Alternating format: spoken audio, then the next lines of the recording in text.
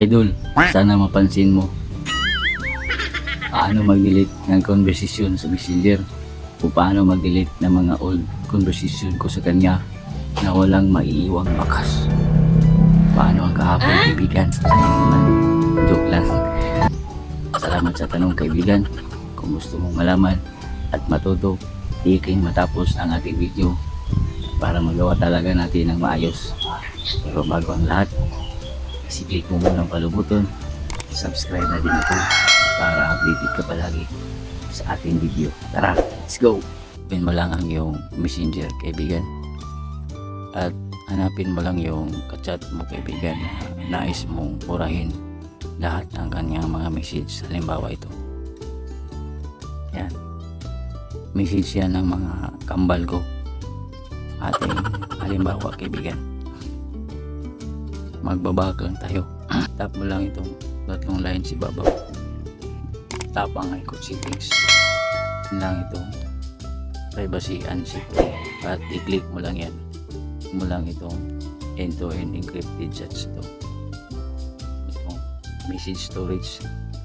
Paano nga ba ma-delete ang mga message na matagal na at hindi na ito pabalik-balik? Tap mo lang itong delete and turn off secure storage. Madidelete at matigil na ang naka-imbak na mga mensahe, kaibigan, doon sa iyong Messenger. At itap mo lang ito, tap continue. Subukan nating balikan ang ating message doon sa ating kambal.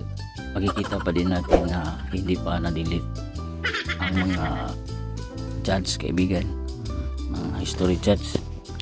Ang kailangan mo lang gawin para double secure ang iyong mga chat history at wala nang maiwan sa lumang mga chats, itap mo lang itong I.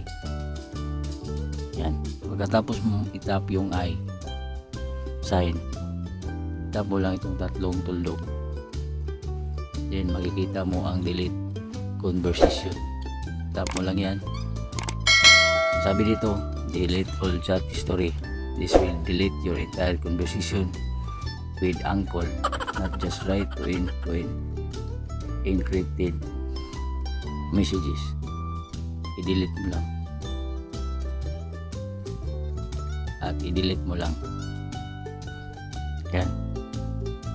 Subukan natin ulit yung kachat natin, i-search kung mayroon pa ba.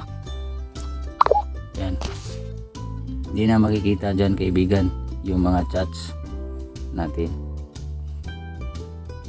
Kung nakatulong sa iyo ang video na to, kaibigan, huwag kalimutang ibahagi sa iba at i-share.